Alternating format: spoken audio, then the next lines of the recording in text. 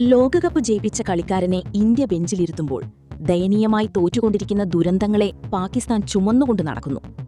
സ്വന്തം ടീമിനെ നാണം കെടുത്തി ഇന്ത്യൻ ക്രിക്കറ്റ് ബോർഡിനെയും മലയാളി താരം സഞ്ജു സാംസണെയും വാനോളം പുകഴ്ത്തിക്കൊണ്ട് രാവിലെയോടെ ക്രിക്കറ്റ് ലോകത്തെ പിടിച്ചു കുലുക്കിയിരിക്കുകയാണ് മുൻ പാകിസ്ഥാൻ ഇതിഹാസം ഷോയിബ് അക്തർ. ഇന്ത്യയും പാകിസ്ഥാനും തമ്മിലുള്ള ഗുണനിലവാരത്തിലെയും ടീം മാനേജ്മെന്റിലെയും ആകാശവും ഭൂമിയും തമ്മിലുള്ള വ്യത്യാസം ചൂണ്ടിക്കാണിച്ചാണ് അക്തർ ഇപ്പോൾ തുറന്നടിച്ചിരിക്കുന്നത്. ലോകകപ്പ് വിജയിപ്പിച്ച സഞ്ജു സാംസൺ ഇന്ന് ഇന്ത്യൻ സ്ക്വാഡിൽ പോലും ഇല്ല എന്നത് അവിശ്വസനീയമാണെന്ന് അക്തർ പറയുമ്പോൾ അതിനു പിന്നിൽ ഇന്ത്യൻ ക്രിക്കറ്റിലെ ആരും പറയാത്ത ചില ഞെട്ടിക്കുന്ന സത്യങ്ങളുണ്ട്. എന്തുകൊണ്ടാണ് അക്തർ സഞ്ജുവിനെ ഉദാഹരണമാക്കി പാകിസ്ഥാനെ അധിക്ഷേപിച്ചത്? അക്തറിന്റെ ഈ മാസ് സ്റ്റേറ്റ്മെന്റിന് പിന്നിലെ യഥാർത്ഥ കഥയെന്താണ്? നമുക്കൊന്ന് ആഴത്തിൽ പരിശോധിക്കാം.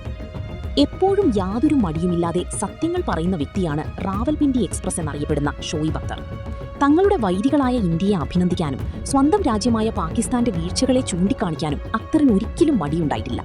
എന്നാൽ ഇത്തവണ അക്തർ നടത്തിയ പ്രസ്താവന പാകിസ്ഥാൻ ക്രിക്കറ്റ് ബോർഡിന്റെ കണ്ണു തുറപ്പിക്കുന്ന ഒന്നാണ്.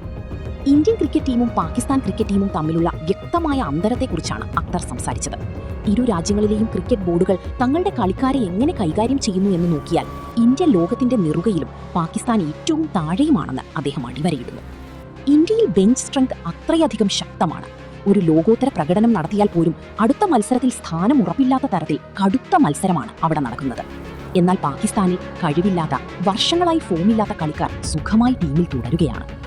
ഇന്ത്യയിലെ കടുത്ത മത്സരവും പ്രതിഭകളുടെ ആധിക്യവും വ്യക്തമാക്കാൻ ഷോയിബ് അക്തർ എടുത്തു കാണിച്ചത് നമ്മുടെ സ്വന്തം സഞ്ജു സാംസന്റെ ഉദാഹരണമാണ്.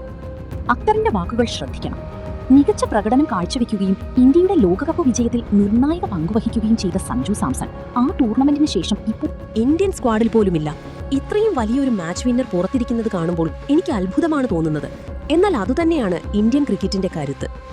ആലോചിച്ചു നോക്കൂ, ഇന്ത്യക്ക് ലോകകപ്പ് നേടിക്കൊടുക്കുന്നതിൽ ഇത്രയധികം പങ്കുവഹിച്ച ഒരു കളിക്കാരന് പോലും ടീമിൽ സ്ഥാനം നിലനിർത്താൻ കഴിയുന്നില്ലെങ്കിൽ ഇന്ത്യൻ ടീമിലേക്ക് വരാൻ പിന്നിൽ ക്യൂ നിൽക്കുന്ന പ്ലെയേഴ്സിന്റെ ക്വാളിറ്റി എന്തായിരിക്കും? സഞ്ജുവിനെ പോലൊരു സൂപ്പർ താരത്തിന് പുറത്തിരിക്കേണ്ടി വരുന്നത് സഞ്ജുവിന്റെ പരാജയമല്ല, മറിച്ച് ഇന്ത്യയുടെ അവിശ്വസനീയമായ ബെഞ്ച് സ്ട്രെങ്തിന്റെ തെളിവായാണ് അക്തർ വിലയിരുത്തുന്നത്. സഞ്ജുവിനെ പുകഴ്ത്തിയ അക്തർ അടുത്ത നിമിഷത്തിൽ പാകിസ്ഥാൻ ടീമിന് നേരെ തിരിഞ്ഞ് നിർദ്ദയം ആഞ്ഞടിക്കുകയായിരുന്നു. പാകിസ്ഥാൻ ക്രിക്കറ്റിൽ നടക്കുന്ന സ്വജനപക്ഷപാതത്തെയും മാനേജ്മെന്റിന്റെ തോന്നിവാസങ്ങളെയും അക്തർ അക്ഷരാർത്ഥത്തിൽ കീറിമുറിച്ചു. അക്തർ തുടർന്നു, മറുവശത്ത് എന്റെ രാജ്യത്തിന്റെ അവസ്ഥ ദയനീയമാണ്. യാതൊരുവിധ മികച്ച പ്രകടനങ്ങളും നടത്താത്ത കളിക്കാർ വർഷങ്ങളായി മാറ്റങ്ങളൊന്നുമില്ലാതെ ടീമിൽ തുടരുകയാണ്. കഴിഞ്ഞ 4-5 ലോകകപ്പുകളായി ഒരേ കളിക്കാർ തന്നെ ഫ്ലോപ്പായിട്ടും പാകിസ്ഥാൻ ടീമിൽ വീണ്ടും വീണ്ടും കളിച്ചുകൊണ്ടിരിക്കുന്നു. ടീമിനായി ഒന്നും ചെയ്യാത്ത, അർഹതയില്ലാത്തവർക്ക് തുടർച്ചയായി അവസരങ്ങൾ നൽകുന്ന ഈ വൃത്തികെട്ട പ്രവണതയാണ് പാകിസ്ഥാൻ ക്രിക്കറ്റിനെ അധപതനത്തിലേക്ക് നയിക്കുന്നത് എന്നാണ് അക്തർ തുറന്നടിച്ചത്.